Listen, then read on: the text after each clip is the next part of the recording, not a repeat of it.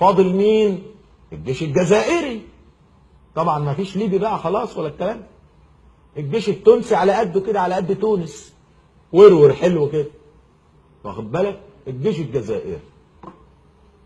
فعايزين يدخلوا الجيش الجزائري في معركة علشان يخلصوا عليه. خلوا بالكم الكلام اللي انا قلته من شويه. فرنسا راحت احتلت مالي ليه؟ وبتحارب معارك شرسه في مالي علشان هتطلع على الحدود. وانا اقول وهيحصل هروب، وهيحصل ناس هتهرب على الجزائر، والجزائر هتوقفها، وهيحصل مناوشات، وهيبقى في سيناريو شبه السيناريو اللي على الحدود السوريه التركيه. الجزائر 1000 كيلومتر مربع، بلاد استراتيجيه فيها خيرات كبيره، وجنوب الجزائر ما فرنسا حبت تسلم في كل شيء وقالت نشد في جنوب الجزائر، واستهدفت بالاماره السلفيه اللي حبوا يحطوها في شمال الجزائر بمعونه قطريه اسرائيليه امريكيه. L'affaire libyenne, Sarkozy a dit à un de ses proches, après la Libye, ça sera la Syrie, et après la Syrie, ça sera l'Algérie. Et l'Algérie, clairement, elle est visée parce que, comme je l'ai déjà dit, c'est un pays qui a du gaz et du pétrole, c'est un pays qui le garde en propriété publique, c'est un pays qui résiste à Israël, c'est un pays qui résiste à l'OTAN. Et donc, il y a une curieuse partie qui se joue là. Je crois que cette guerre, elle a aussi pour fonction d'obliger l'Algérie à s'intégrer et à obéir à la France, en fait. Et autre volet qu'il faut aborder, c'est la déstabilisation progressive de l'Algérie. Et nous voyons bien que toute cette déstabilisation de l'Afrique a aussi comme fonction d'accélérer la déstabilisation de cette Algérie qui vit encore sur l'époque, je dirais, néo-nassérienne des nationalismes arabes laïcs. Cette guerre, si vous voulez, tente un peu de déstabiliser l'Algérie d'une part, d'autre part, elle tente également d'asphyxier un peu la Chine. Alors, est-ce que l'Algérie n'est pas la cible indirecte de cette guerre au Mali? Écoutez, moi-même j'écrivais il y a une dizaine de jours que l'orage se levait au sud de l'Algérie et qu'il pourrait, vous savez, les orages remontent toujours contre le vent, remonter vers l'Algérie. L'Algérie a bien conscience d'être dans le collimateur.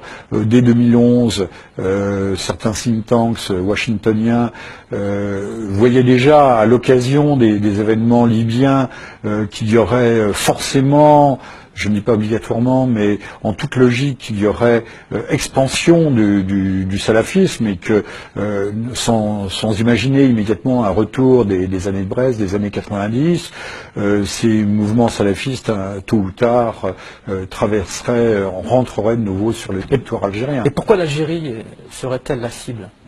L'Algérie, on l'aime ou on ne l'aime pas, mais l'Algérie n'entre pas véritablement dans le cadre. On ne va pas la comparer à l'Iran, ce n'est pas tout à fait analogue, mais n'entre pas dans le cadre complet de cette mondialisation. Ces liens aujourd'hui, hier avec l'Union soviétique, puis la Russie, aujourd'hui avec la Chine, en font un mauvais élève de la classe. Il faudra à un moment ou à un autre normaliser. Et quoi de mieux pour normaliser que de semer un peu le chaos par salafistes interposés, ce que la France, les États-Unis, l'OTAN en général a fait en Libye. يعني اساسيه في ان حتى يعني الامريكان هيحتفظوا نظرا بقى لان الجزائر رافضه التدخل الامريكي والى اخره، هيحتفظوا في المشهد بقى هنا ايه في الفاصل ما بين المغرب الجزائر تونس. الجزائر خارج المشروع العسكري وبتقاوم بشده في هذا الموضوع وعندها استقلال وطني عالي جدا وهويه وطنيه واضحه. التوانسه قبلوا بان تنشأ قاعده بحريه امريكيه في تونس تنطلق منها الطائرات بدون طيار والطائرات التي تستخدم في الحرب على الارهاب جنوب. كانت موقفها وسط، رغم ما قاله حمد ابن جاسم لوزير خارجيه الجزائر انه المرحله القادمه عليكم. انا اعطيك سرا، ذهبت هيلاري كلينتون عندما كانت وزيره للخارجيه وطلبت من الجزائر انشاء قاعدتين امريكيتين في الجزائر، عندما رفضوا قالوا تعطونا محطات للاواكس، وعندما رفضوا المطلبين الامريكيين فقالوا داعش قريبا ستاتي اليكم بعد ان ننتهي من سوريا. بالتالي وبالتالي الآن الجزائر مثل ما قال الوزير المعلم هي شريكة في الحرب على الإرهاب، هي شريكة في محاولة إحباط المشاريع التي تستهدف تفتيت الأمة. ردت واشنطن برفض طلب جزائري بشراء صفقة طائرات هجومية دون طيار، وهو الأمر الذي أكده السفير الأمريكي لدى الجزائر هنري أنشر في حوار له مع موقع كل شيء عن الجزائر.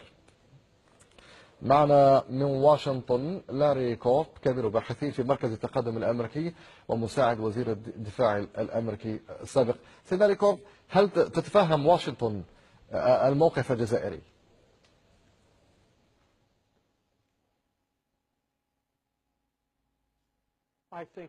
أعتقد أنهم يتفهمونه، لأنه طائرات بدون طيار تخلق الكثير من الإصابات بين المدنيين كما هو الحال في اليمن، وتريد الجزائر أن لا تخلق المزيد من التطرف على أراضيها.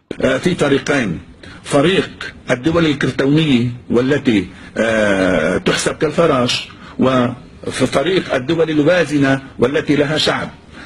بالنسبة للدول عديد صحيح، إذا بدك تقولي 12 أو 13 دولة ممكن كانوا يمشوا بالقرار الخليج، لأنه إما خليجيين وإما يقبضون مالا من الخليج. 12-13 دولة، ولكن وزنهم كله لا يعادل ربع الشعب العربي أو ثلث الشعب العربي.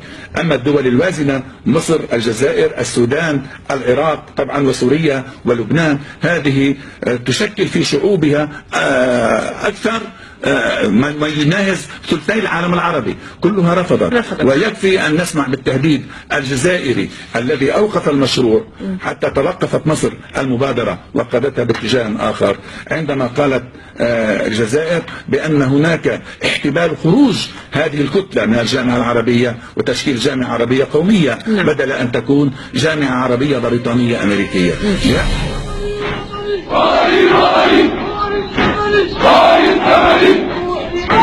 روحي مالي